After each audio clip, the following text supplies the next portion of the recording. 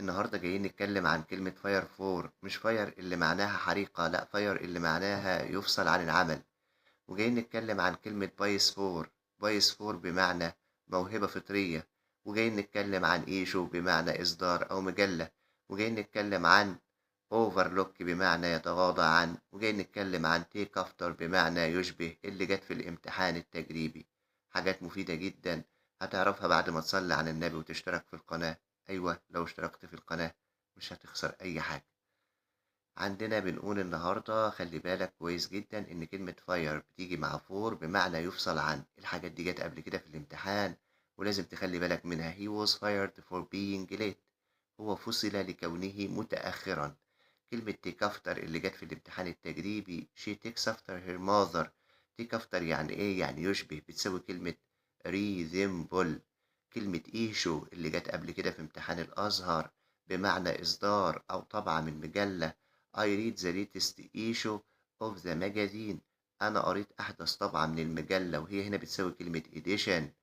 وكمان عندنا كلمة overlook. overlook معناها يتغاضى عن. يعني بتيجي بمعنى تاني غير بمعنى يطل على. بتيجي بمعنى تاني اللي هو بمعنى يتغاضى عن.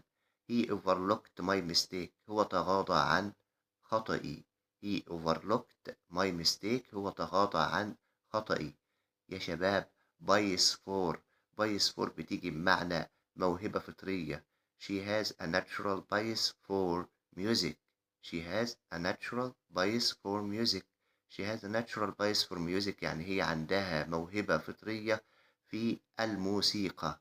ده احنا قلنا كمان بايس فور بمعنى موهبة فطرية. طب خلي كمان معاك ديت أجمل هدية. يبقى فاوند اللي معناها وجد حاجة، وفاوند اللي معناها أسسها دي حاجة تانية خالص. فاوند أسسها لها ماضي وممكن يضاف ليها الفيرب زائد الاي ان جي. فممكن تقول I founded the company last year. I founded the company last year. آخر كلمة مهمة جدا وبتيجي في القطع هي كلمة adolescence. كلمة adolescence يعني مراهقة. كلمة بتيجي في القطع كتير، ولو معرفتش معناها هتعكسك في القطعة. لو عرفت معنى كلمة واستفدت بيها ياريت تكتبها لنا في التعليقات وتحطها لنا في جملة. فممكن مثلا تقول adolescence can be a difficult time.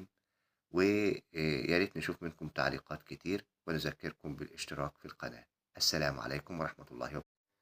النهاردة جايين نتكلم عن كلمة فاير فور، مش فاير اللي معناها حريقة، لأ فاير اللي معناها يفصل عن العمل.